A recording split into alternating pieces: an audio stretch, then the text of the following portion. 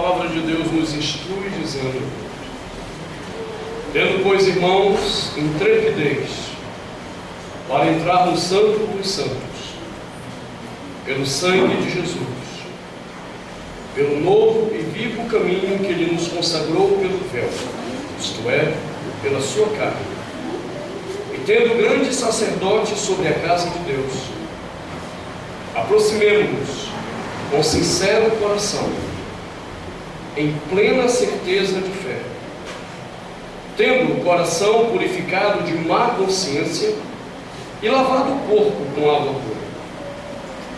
Guardemos firme a confissão da esperança, sem vacilar, pois quem fez a promessa é fiel. Consideremos-nos também uns aos outros, para nos estimularmos ao amor e às boas obras. Não deixemos de congregar-nos, como é costume de alguns. Antes façamos admoestações, e tanto mais quanto vedes que o dia se aproxima. Porque se vivermos deliberadamente em pecado, depois de termos recebido o pleno conhecimento da verdade, já não resta sacrifício pelos pecados. Pelo contrário, certa expectação horrível de juízo e fogo vingador, prestes a consumir os adversários. Sem misericórdia morre pelo depoimento de 2 ou 3 testemunhas quem tiver rejeitado a lei de Moisés.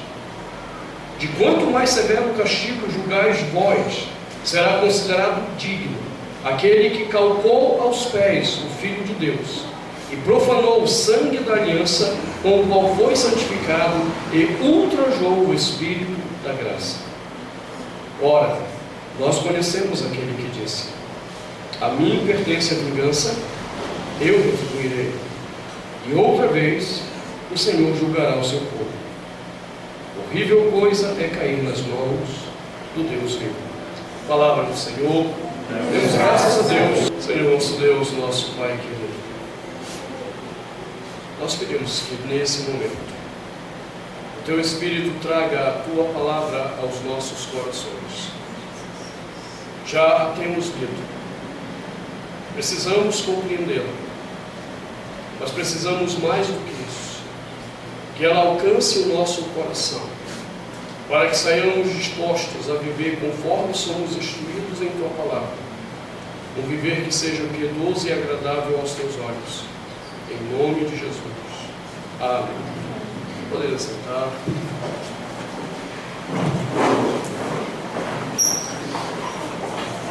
Uma das bandeiras da Reforma Protestante, quando começou todo o debate sobre o que era a verdadeira fé cristã, em que o catolicismo romano havia distorcido o entendimento histórico da fé, foi o sola fides, somente a fé. Naquele momento havia um entendimento histórico, e esse entendimento não era apenas o entendimento da Igreja Católica Romana. Nós podemos dizer que a Igreja Católica Romana, ela apenas absorveu, aprendeu o mesmo conceito errado das demais religiões da sua época. A ideia de que a salvação do homem, ela dependia do tanto do esforço do homem, na mesma medida que justificasse o esforço do Filho de Deus. Era isso que se chamava a teologia da balança.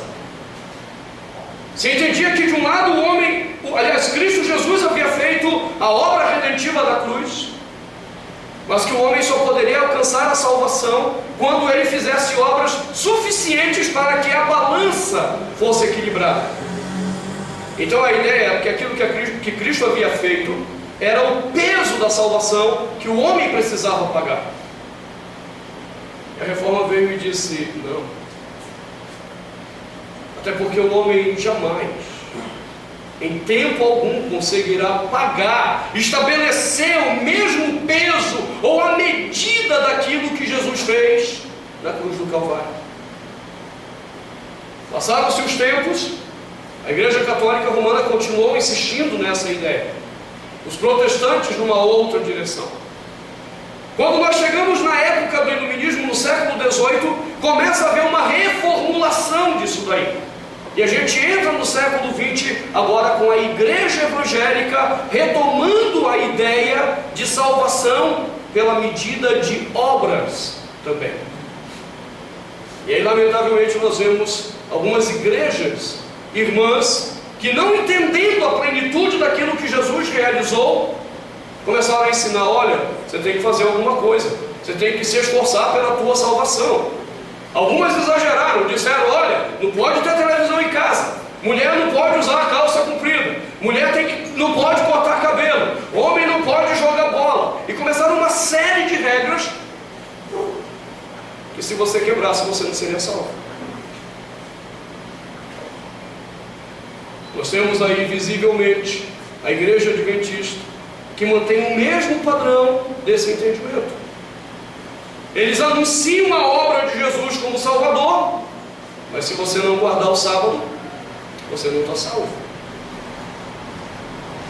Perceba que em todo o tempo, em todas as religiões, e mesmo dentro do cristianismo, essa ideia de que o homem tem que fazer alguma coisa, e não somente isso, mas a ideia de que o homem pode fazer alguma coisa pela sua salvação, esteve presente.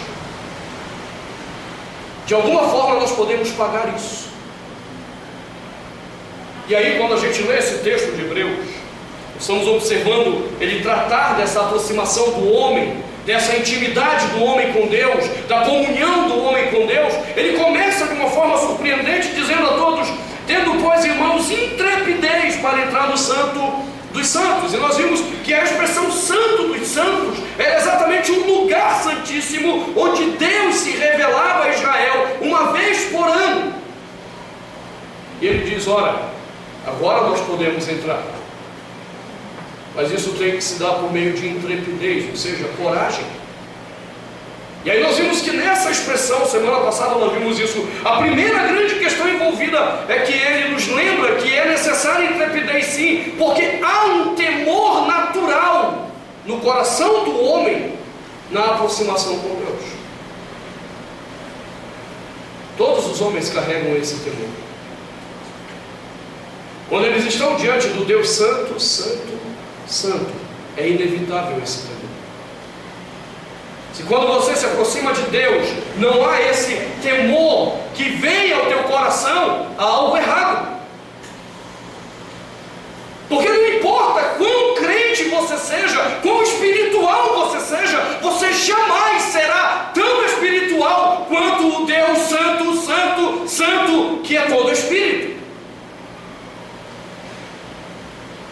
Só que esse medo às vezes nos paralisa. Às vezes o temor nos paralisa de encontrarmos Deus na intimidade. Então nós observamos essa questão. Mas quando ele diz: tendo, pois, irmãos, intrepidez, há então uma segunda questão em jogo. A palavra intrepidez que é usada aqui, ela está associada em todo o contexto do capítulo 10 à palavra fé. A única maneira de entrarmos num relacionamento de fato íntimo com Deus é pela aceitação, pela fé, daquilo que Cristo fez por nós. Esse texto nos lembra que nós não temos como fazer absolutamente nada para entrarmos numa relação viva com Deus.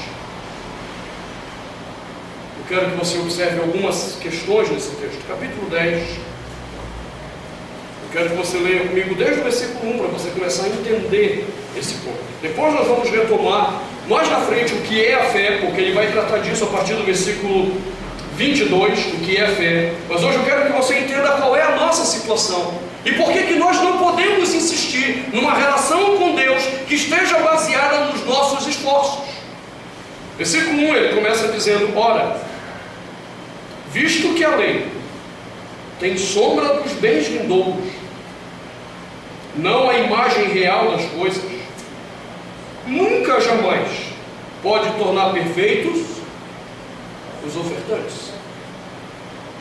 Ele começa dizendo o seguinte: quando o homem peca, lá no Éden, Adão e Eva receberam, pelo que entendemos da indução do texto, o texto nos induz a esse entendimento. Eles receberam do Senhor a primeira lei, a lei do sacrifício.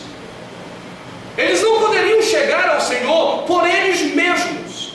Eles tinham que chegar ao Senhor por meio daquilo que Deus havia estabelecido para que eles se apresentassem diante de Deus.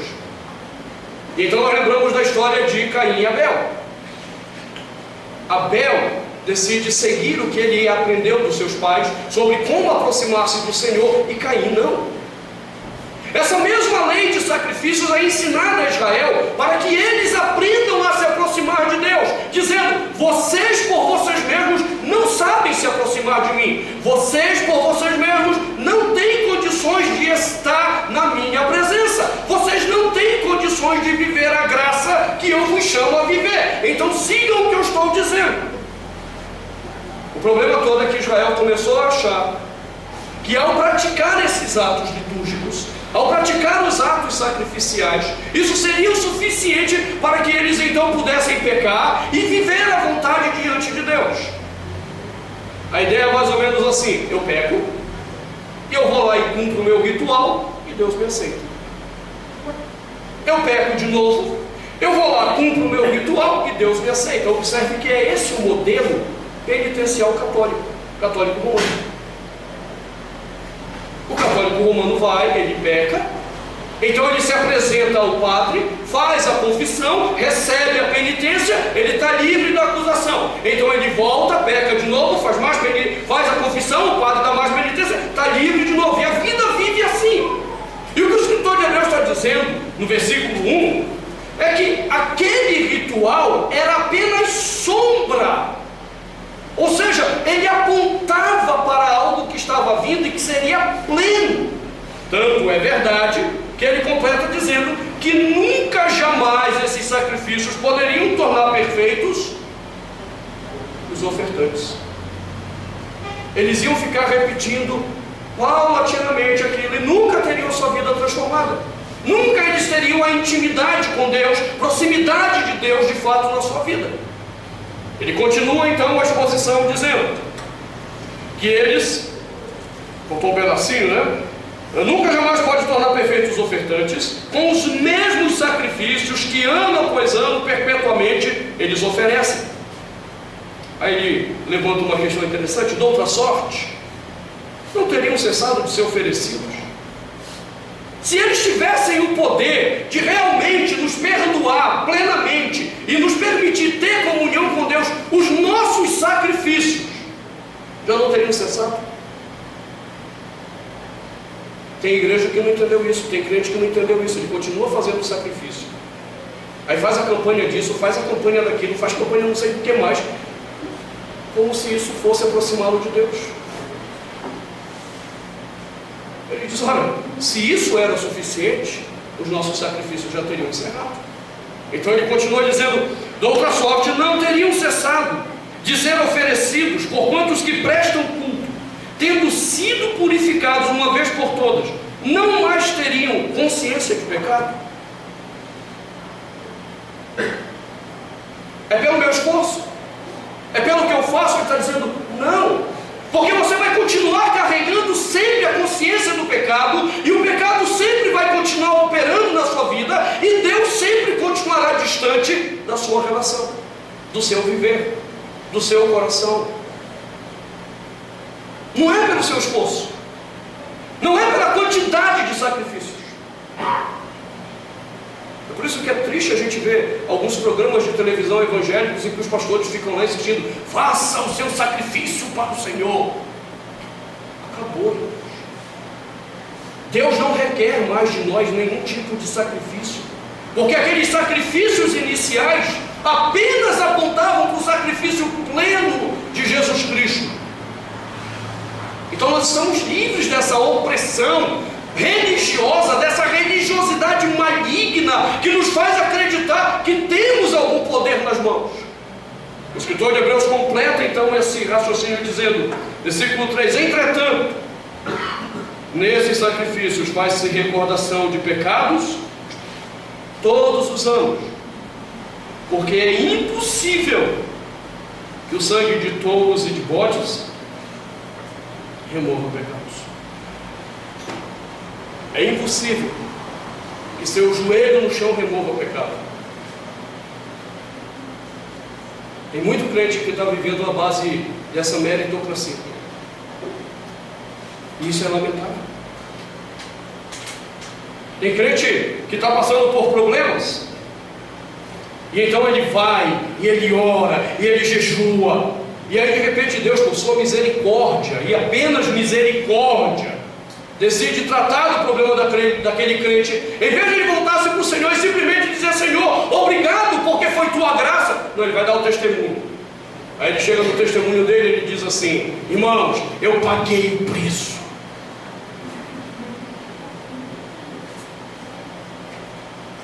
Coitado, esse irmão não entendeu nada. E é nessa hora que nós precisamos dizer: Deus, obrigado porque o Senhor não leva em conta essa nossa ignorância mesmo. Obrigado porque é nessa hora que a gente vê como o Espírito Santo age. Lembra que Paulo disse que o Espírito Santo intercede por nós com gemidos inexprimíveis, porque não sabemos como orar. Então quando eu vejo o irmão dizendo assim: não, olha irmãos, a minha casa estava destruída, eu estava vivendo assim, eu estava na droga, mas eu paguei o preço. Aí eu fico imaginando o Espírito Santo diante do Pai dizendo: Pai, não foi bem isso que ele quis dizer, ele está equivocado, vamos entender de outra maneira, porque o Espírito Santo intercede por nós com gemidos inexprimíveis, porque a gente não sabe orar, a gente fala um monte de besteira na oração, e uma dessas besteiras é achar que nós temos méritos na nossa relação com Deus. Não, nós não temos mérito nenhum. Você não pode se aproximar de Deus porque você quer se aproximar de Deus, por uma questão muito simples. Se não houver Cristo e a fé em Cristo, você não se aproxima de Deus porque o ama. Você se aproxima de Deus porque é um idólatra, e nada mais do que isso. Um dos conceitos, estudando a doutrina dos ídolos do coração, que me impactou muito, foi no livro da Elise Fitzpatrick.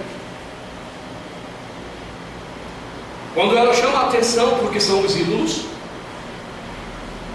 e aí depois ela diz: olha, o que é mais interessante é que hoje nós temos crentes que são idólatras do verdadeiro Deus. E eu assustei, eu disse: olha, eu não tinha pensado por esse lado. Crentes idólatras do verdadeiro Deus. E isso não agrada a Deus, porque qualquer forma de idolatria, ainda que seja do verdadeiro Deus, é abominável aos olhos do Senhor. Então me permita te ajudar a entender isso.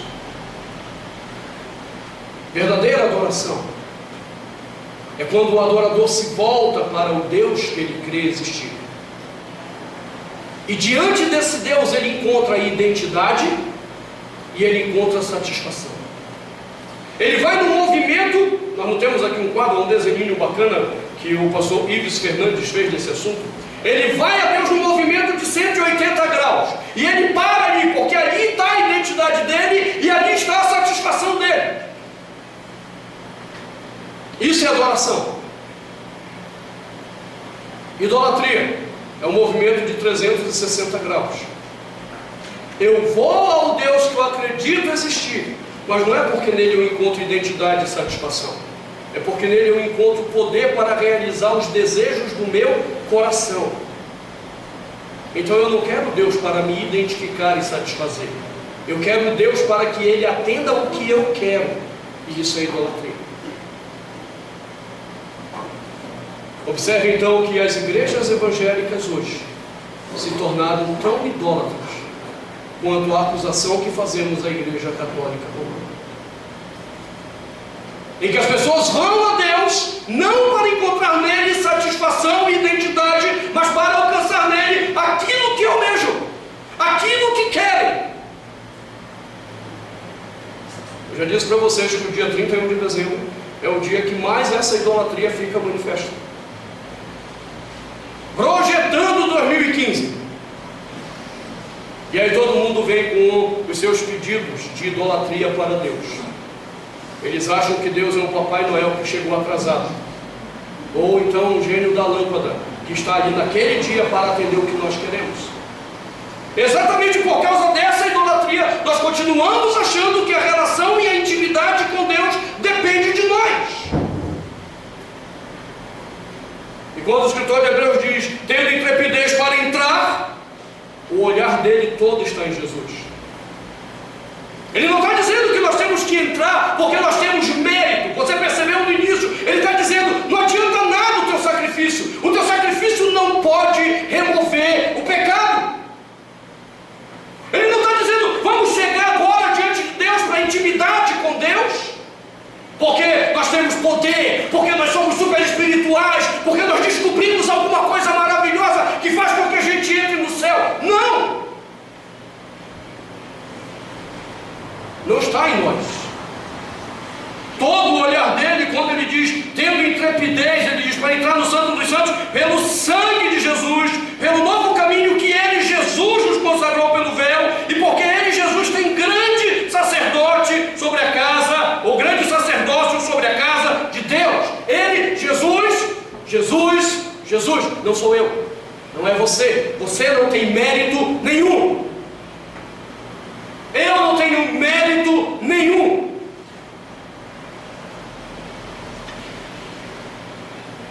E é por isso que é mais triste ainda, quando a gente vê igrejas que passam a acreditar em super pastores, homens super espirituais, que têm méritos diante de Deus.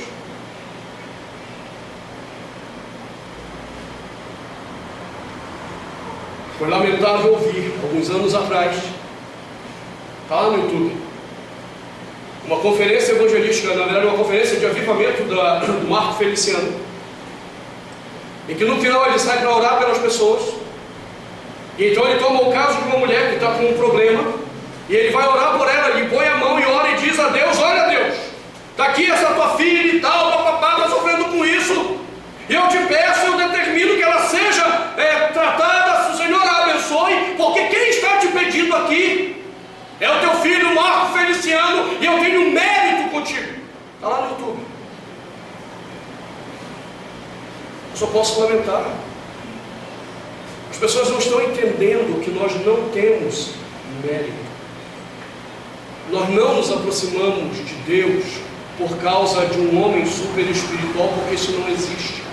Nós nos aproximamos de Deus e podemos entrar no Santo dos Santos por causa daquele que é justo. E o único justo é Jesus Cristo.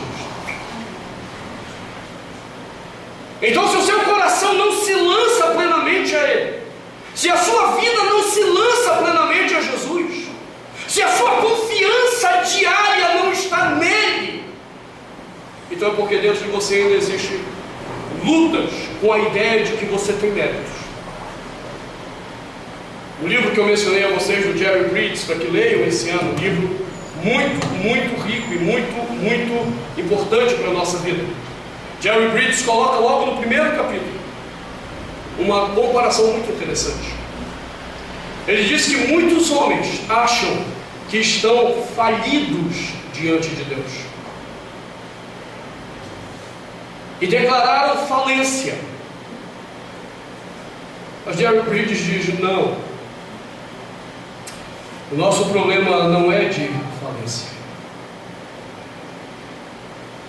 O nosso problema é que nós não temos como pagar nada. Quando você abre pedido de falência, você gera um programa para pagar dentro dos bens que você tem, do que você ainda tem guardado, os teus credores. Então o Jerry Bridges usa uma outra palavra no lugar de falência, que é a palavra que se dá quando não tem nada para pagar o credor vai ter que ficar mesmo no prejuízo. Alguém me ajude, eu estou tentando lembrar essa palavra que ele usa, não é a falência, é a... Não. Hein? Não, cordata você ainda propõe faz uma proposta, é uma palavra que é usada em termos de falências de empresa quando não podem pagar mais. Não, não é a concordata. Não, a inadimplência está devendo. Não lembro agora, ele usa uma palavra que é fantástica para dizer. Essa palavra é o termo que se usa na jurisdição para dizer o seguinte: a empresa chega e diz: olha, não tenho dinheiro para nada, pode vasculhar tudo, eu não tenho bens, eu não tenho dinheiro na conta, eu não tenho como pagar, eu estou totalmente quebrado. Então o Bridges diz: tem homens que acham que estão falidos, se estão falidos ainda tem como pagar. Mas ele diz: a Bíblia não diz isso. A Bíblia nos coloca numa situação que nós não temos como pagar nada. Então como é que você vai entrar no Santo dos Santos? Como é que você vai entrar numa relação de intimidade com Deus se você não tem nada para ofertar? Se na verdade a tua vida é um estado de pecado que Deus detesta. Nunca se esqueça disso. Deus não olha para nós com amor. Deus olha para todos nós com ira. É a ira de Deus que se revela dos céus contra os homens. Não é o amor de Deus que se revela dos céus a favor dos homens, é a ira dele.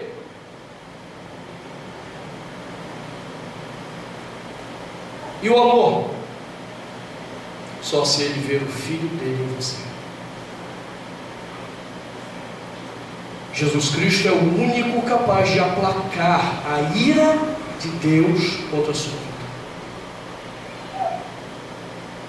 Porque ele satisfez plenamente na cruz do Calvário a justiça de Deus.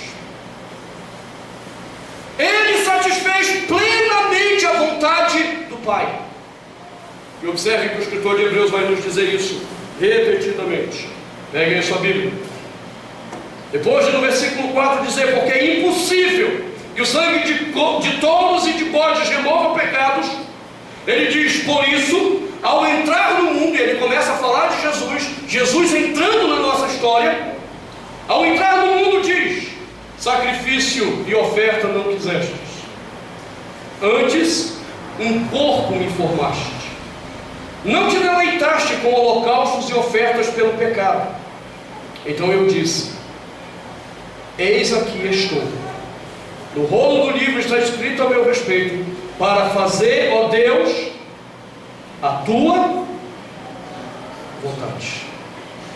Os sacrifícios eram capazes de cumprir plenamente a vontade de Deus? Não.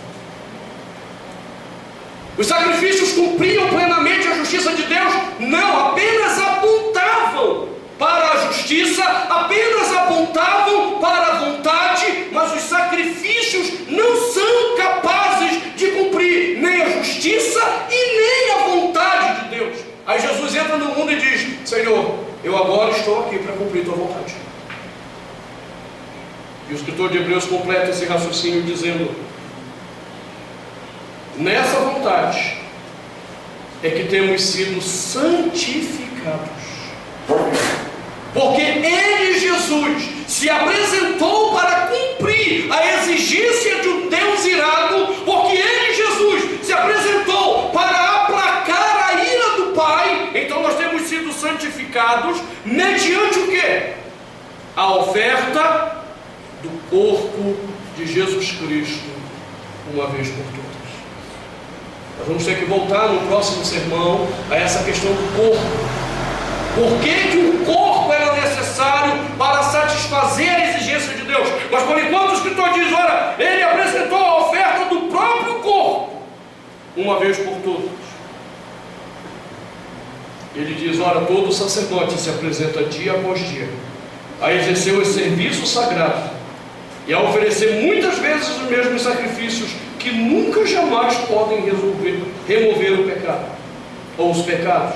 Jesus, porém, tendo oferecido para sempre um único sacrifício pelos pecados, assentou-se à destra de Deus, aguardando daí em diante até que os seus inimigos sejam postos por estrado dos seus pés, porque com uma única oferta aperfeiçoou para sempre quantos estão sendo santificados. Quem são esses? Os que abandonaram totalmente a ideia de que há mérito em si mesmo. Os que se entregaram plenamente a Ele, para dele receber a cura dos seus corações e o relacionamento com Deus. Então, quando o escritor de Hebreus diz, tendo, pois, intrepidez, ele não está nos convidando para termos coragem com a cara lisa, com a cara lavada. Ele não está nos convidando para sermos penetras no céu, porque isso lá não funciona. Lembra quando o sacerdote não fazia o ritual correto para se apresentar diante de Deus? O que acontecia?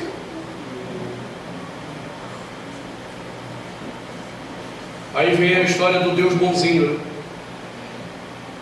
Eu não consigo, não adianta, eu não consigo ver no todo da Escritura essa ideia do Deus bonzinho. O sacerdote não fez o ritual direitinho para entrar no Santo dos Santos. Ele entrava lá e Deus o matava.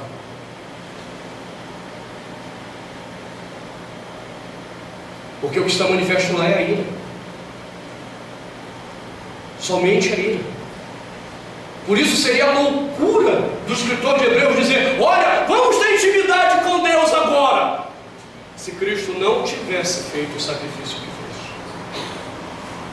Ele estaria nos convidando a um suicídio, porque nós chegaríamos diante da presença de Deus e seríamos fulminados, totalmente fulminados. Ter intrepidez significa ter coragem de acreditar que aquilo que Jesus fez foi suficiente. Aquilo que Jesus fez foi pleno. Acreditar que nós em nós mesmos não temos condições de sermos agradáveis a Deus. E como isso é um convite a uma experiência de presença de Deus diária, então esse convite também nos lembra que dia a dia nós somos chamados a viver em Cristo cada momento da nossa vida. É lembrar que quando levantamos, não levantamos para viver por nós mesmos, não levantamos para viver pelas nossas forças. Nós levantamos para viver pelo poder redentor de Cristo da nossa vida e da nossa história. Eu, por mim mesmo, não tenho condições de viver uma vida agradável a Deus diariamente. Muitas são as lutas do meu coração e dos meus pecados. E se não fosse Cristo, a obra dele, o poder dele e a presença dele em minha vida, então diariamente eu estaria entregue aos meus pecados.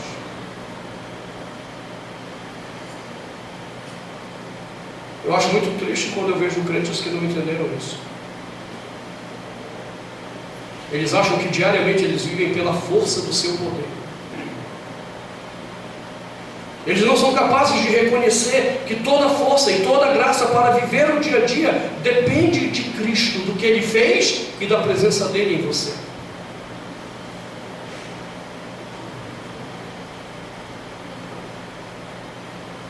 E aí a gente se acha às vezes muito espiritual. Como se a gente fosse intocável. Não, nós não somos intocáveis. Por isso o apóstolo Paulo ele nos lembra em 1 Coríntios de uma questão muito chave. Aquele que está de pé, ou que julga, na verdade está de pé, veja que não caia. E o que é interessante é que Paulo não estava tratando de pecadinhos. Antes de citar isso, ele tratou de 4 graves pecados, que nós já expomos isso em anos anteriores aqui na igreja. 4 gravíssimos pecados Paulo relacionou. E ele diz, olha, o que aconteceu com Israel era exemplo para nós, para nos lembrar somos capazes. Por isso, quem julga está de pé, veja que não cai. Não se ache santo demais, porque não existe poder em você. Não existe mérito em você para que você permaneça de pé. Agora existe todo o mérito em Cristo Jesus. É Ele que nos traz a presença de Deus. É Ele que nos conduz ao Santo dos Santos. E então, quando Deus nos vê no Santo dos Santos, Deus não tem vontade de nos fulminar, porque Ele vê que somos levados pelo Filho perfeito dele. Não é assim que às vezes funciona em nossas casas? Esses dias o Arthur com o Vitor apareceram com uma vizinha nossa lá em casa. Estavam brincando lá na área de lazer. Conheceram a menina lá e foram mostrar a casa para ela. Está tudo jóia. Foi o nossos filhos que trouxeram. A priori confiamos. Quando nós somos apresentados a Deus pelo Filho, jóia. Mas se o Filho não está em nós, morte. Porque a palavra de Deus não é de amor para os homens sem Cristo. A palavra dele é de ira contra os homens sem Cristo. Então você quer viver uma experiência de intimidade com Deus? Você quer viver uma experiência de transformação com Deus na sua vida? Primeira coisa, faça morrer essa besteira de que você tem mérito de alguma coisa. Faça morrer essa tolice de que você é super espiritual, que você é uma pessoa hiper, mega, basta cruz, dedicada a Deus. E passe a acreditar que o teu Salvador é Ele. Passe a crer que Ele é suficiente.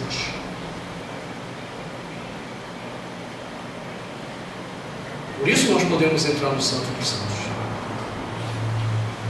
A coragem, a intrepidez que ele menciona, não está atrelada a nós.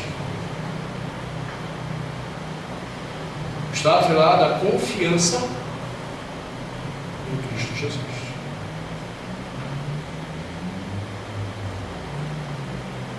Nessa frase, tendo, pois, irmãos, intrepidez para entrar no Santo dos Santos.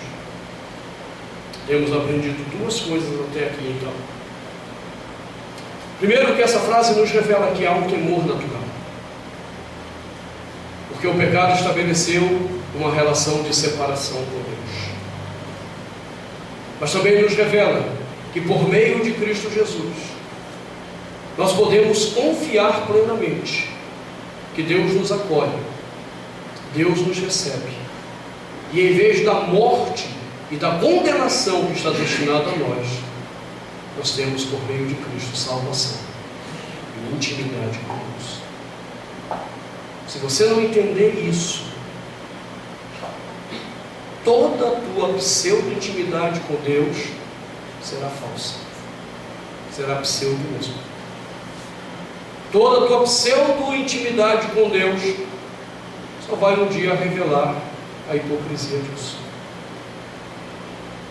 Agora, se você entende isso, diariamente você vai acordar e dizer: Deus, eu não tenho força, nem poder em mim mesmo para viver esse dia de tal forma a ser agradável a Ti. Mas eu creio que o Teu Filho que está em mim tem poder o suficiente para me conduzir nesse dia de tal forma que eu seja agradável ao Senhor. E é isso que eu desejo. É isso que eu quero. Pergunta é se é isso que você deseja. Pergunta é isso que você realmente é? Ou você quer continuar acreditando que você é um super crente, que pagou o preço? Só um pagou o preço, porque nós não tínhamos condições nenhuma de cumprir as exigências de um Deus Santo santo, santo. Na próxima semana eu quero observar com você uma terceira implicação que está nessa frase, tendo, pois, intrepidez. A necessidade de filiação em Cristo.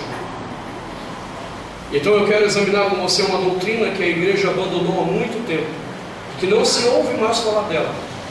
A doutrina da filiação eterna com Jesus e da união mística com o Senhor. Ninguém pode ter intimidade com Deus, pode entrar no Santo dos Santos, sem que tenha filiação eterna em Cristo. Por hoje basta entendermos essas duas coisas. Há um medo natural, mas há a necessidade de uma plena confiança naquilo que Cristo fez, porque em nós não há medo. Curva sua cabeça, feche seus olhos.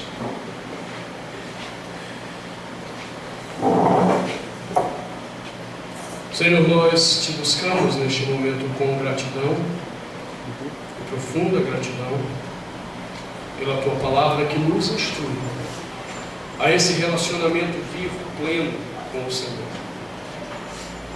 Santo Deus, nos ajuda a vivermos cada dia para ti mesmo. Reconhecemos que não há em nós, Senhor, nenhum mérito, não há em nós nenhuma graça, não há em nós nenhum poder. Estamos totalmente entregues à nossa dívida, e se não for a graça do teu Filho, que tendo tomado a nossa dívida em suas mãos e nos justificado, estaríamos totalmente condenados. Então nos ajuda, Deus, a entendermos isso, para que dia a dia, diariamente, possamos depender de Ti no nosso viver.